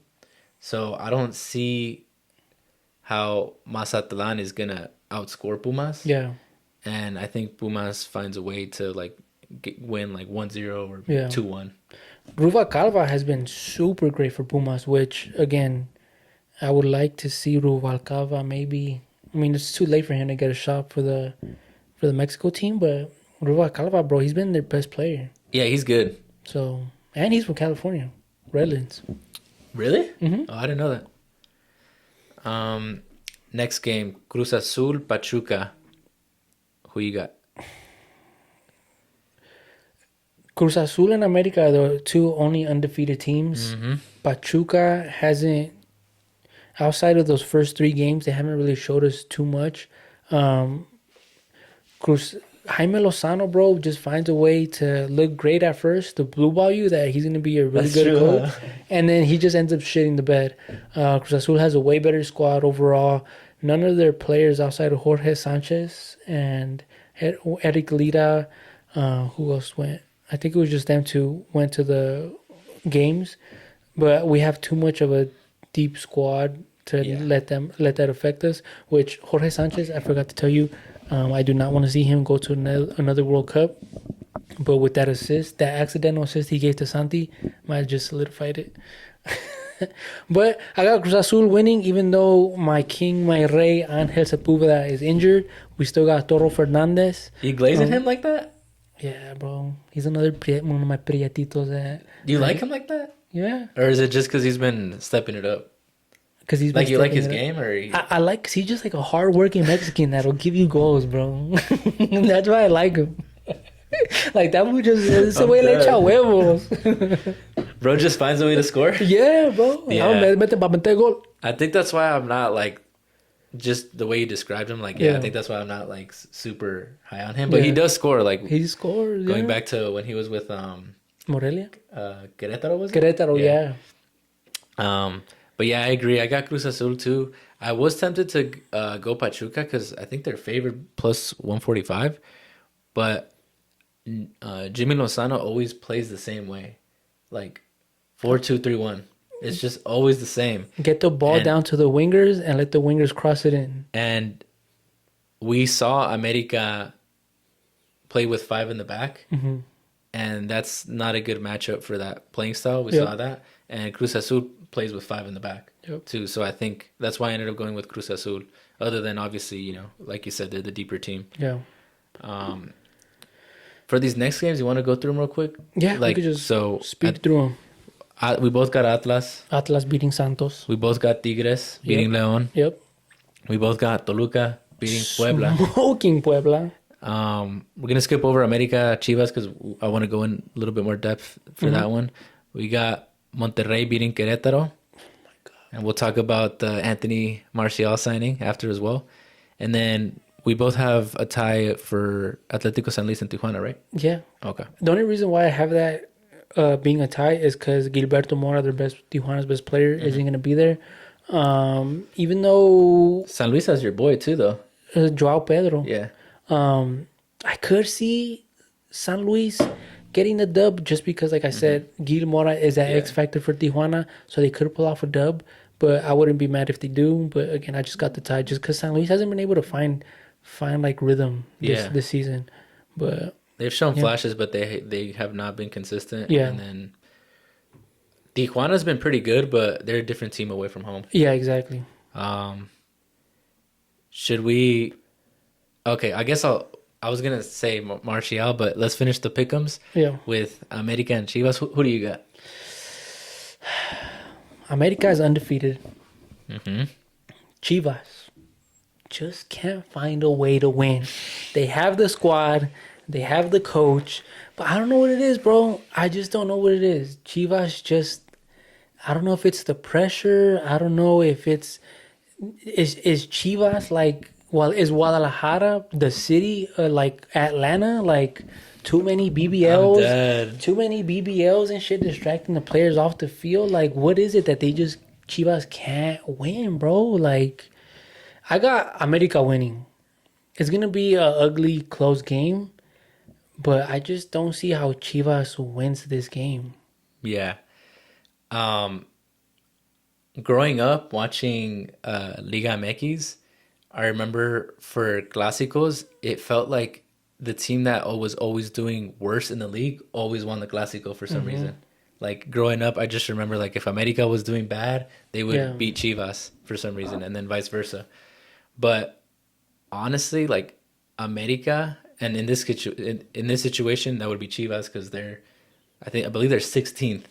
They're 16th. You lucky bastards always get away with ascenso and descenso. Every time, bro, that they don't have it, you lucky motherfuckers don't go down to fucking La Segunda División. Yeah, honestly, I have America winning. My initial score was 3-0, but I'm gonna be a little bit more respectful. I'm gonna say 3-1. And I got 2-1. The reason why is because I don't think Chivas is a bad team. I think they're a pretty good team. They have pieces. I don't think, regardless of how this season goes, they should fire Milito because he's proven that he's a good coach outside of Mexico. And with any coach, you got to give him time. Yeah.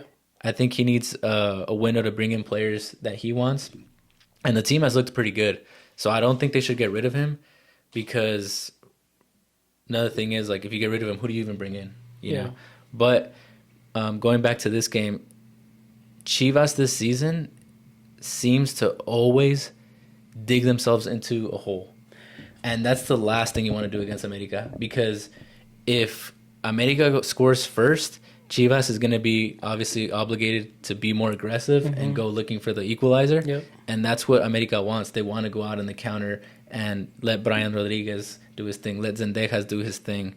Maximin. Is it Maximin? Maximin. Alan. I think they call him Maxi. Twin.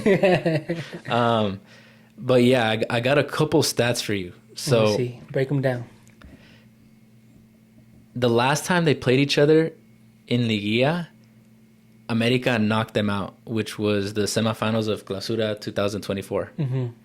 The last 2 times they've played each other in the Conca Champions, America has knocked them out.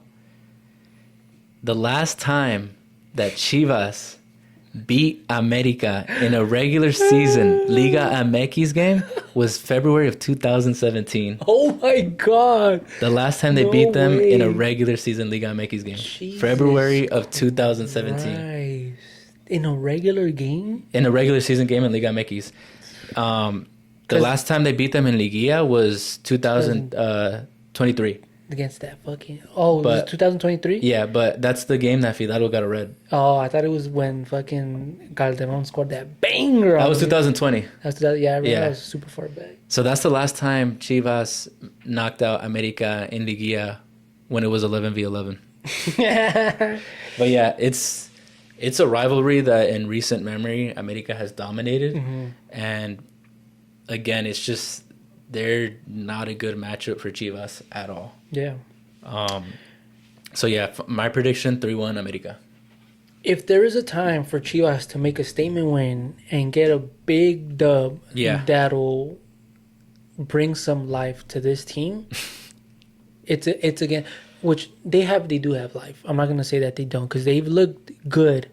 They just, like you said, have dug themselves in a hole.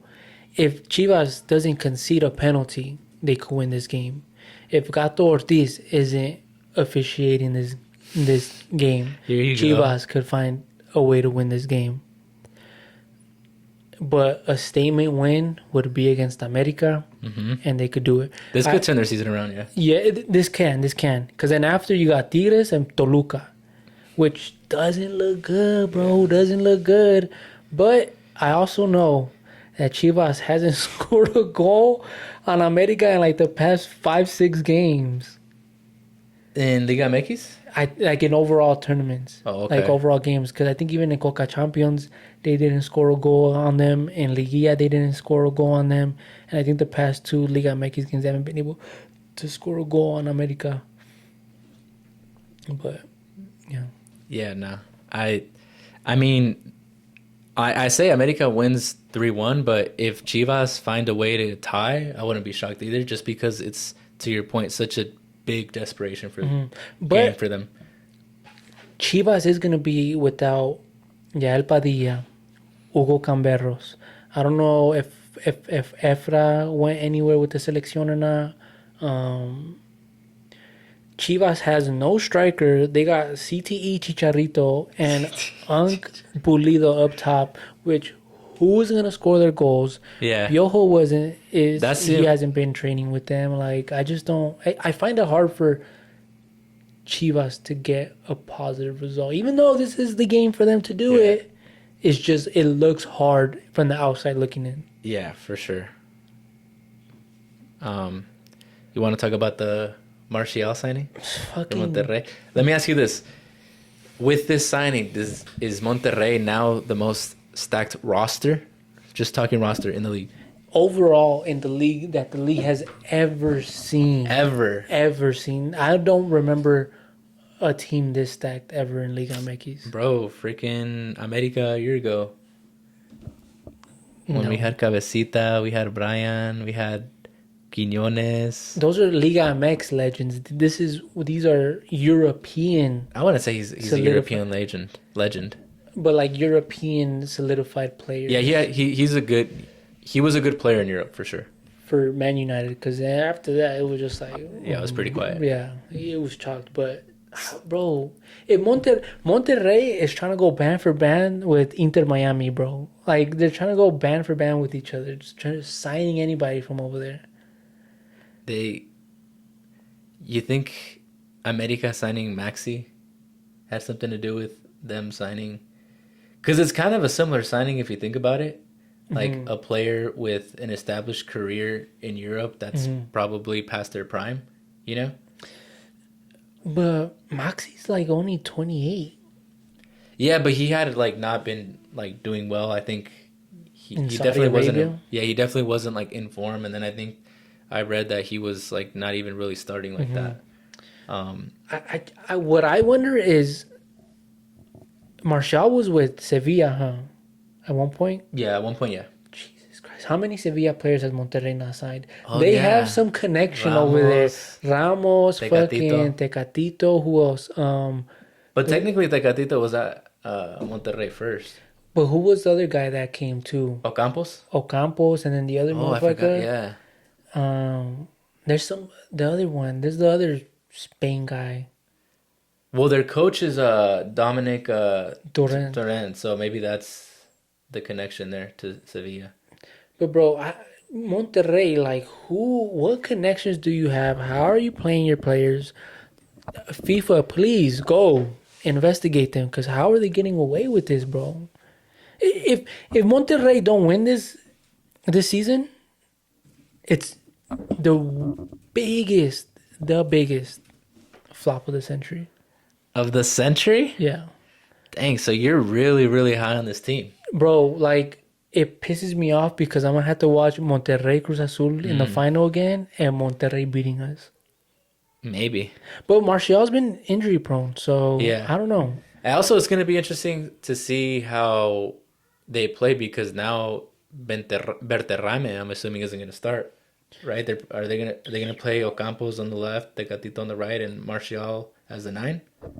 I don't know, bro. Or are they going to play Berterame with Martial? Because Berterame, like I said, he's that target forward. So if you play him with another striker, I think that would be a good combination. Bro, but they have Canales who they have to play. So yeah, unless they do that Tigres thing where they have Gorriaran and Bruneta as holding midfielders when they're both kind of more offensive. But yeah, I think Monterrey has you have to say they have the best roster now. Mm-hmm.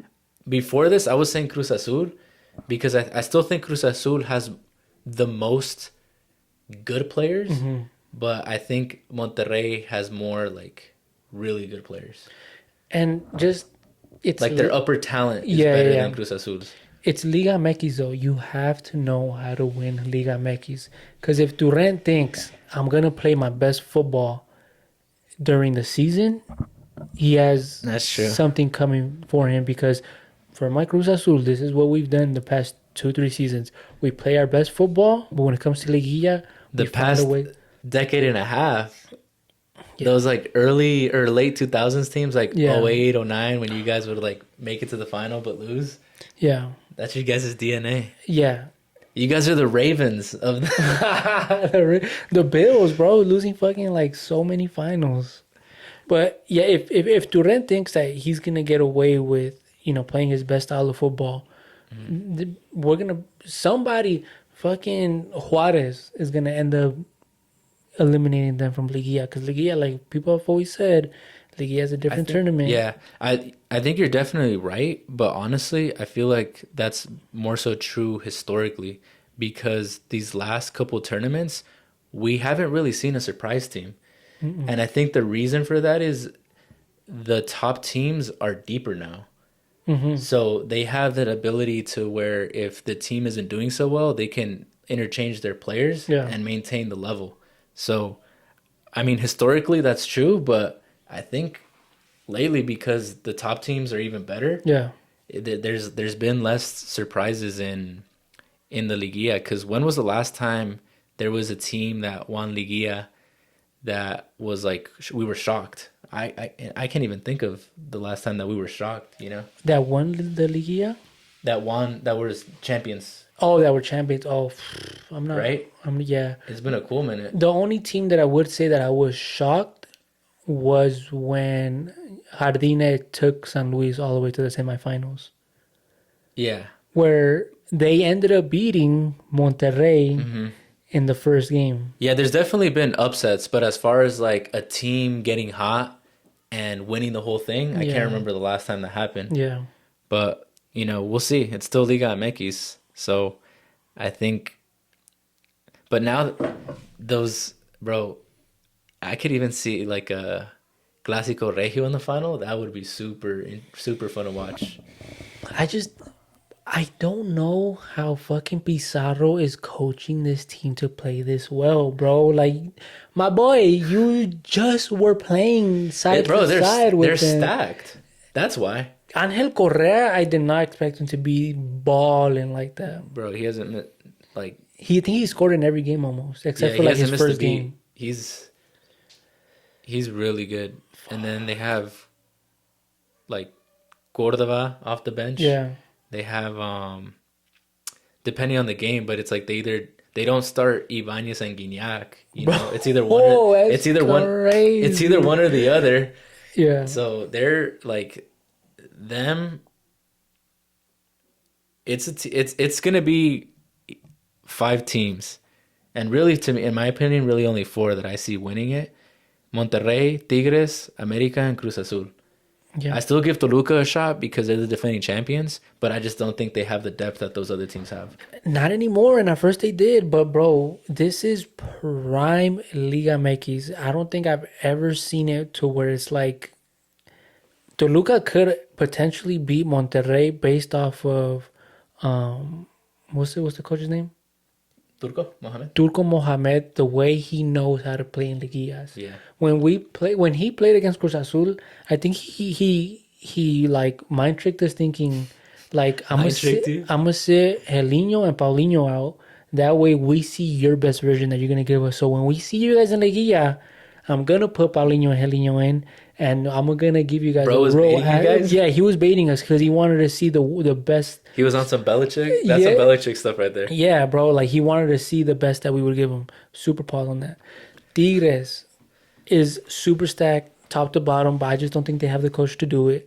America, you can never count them out because they're like the Real Madrid in Champions League right now. But for Liga MX, I want to say you could throw in Pachuca, maybe. Nah, Even Leon, bro. Because if you see to win the whole thing. no, not to win the whole thing, but to okay. like fight in Liguilla, and then Oh yeah. No, there's gonna be definitely teams that compete. But I was just saying like who I realistically see winning like if somebody outside of those 5 teams wins it, I'll be very, very surprised.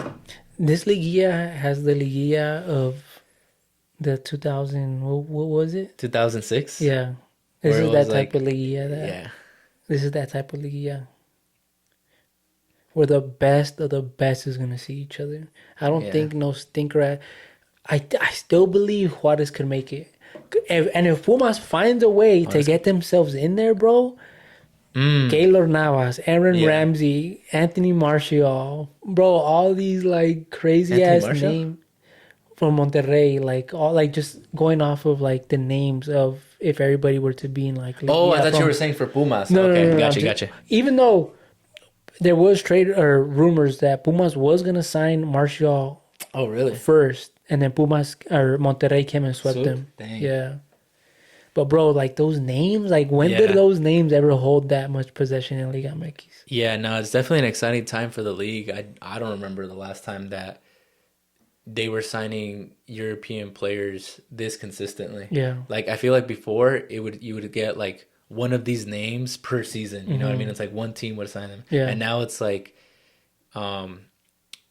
we saw America do it, and then it's like now Monterrey does it like a couple weeks later. So it's gonna be a very, very fun liguilla. The cherry on top would be if El Bicho comes. El Beach. Who would he go with? He'd have to go with America. He fucking gets his Well, either America or like Monterrey or Tigres, because I feel like those are the 3 teams that could afford him. Well, I mean, they can't. No, none of them can afford him. in the next couple of years he gets like a Mexican nationality and Chivas sign him. So Chivas type of shit right there. Bro, pigs will fly first. All right. So that wraps up Liga MX. That was a good episode. This might have been one of the longest episodes that we've had. We're going to chop up each segment for you guys. That way you guys could go back and see if we're right or wrong. But nonetheless, we want to conclude today's episode. We appreciate all the love and support we've received thus far. Any feedback is appreciated. We aren't just going to share our picks. We love to hear what you guys think. So please comment down below if you guys agree or disagree on any of our takes, being NFL, Liga MX, Selección. Tell us, who do you guys think should be the starting lineup for the World Cup? Tell us, who do you guys think is going to be the upsets for this week's NFL? And tell us, who do you guys think is going to win Liga MX? Again, like, share, subscribe, and thank you guys for tuning in. And remember, don't quote us Unless we're right. Peace. Thanks, guys.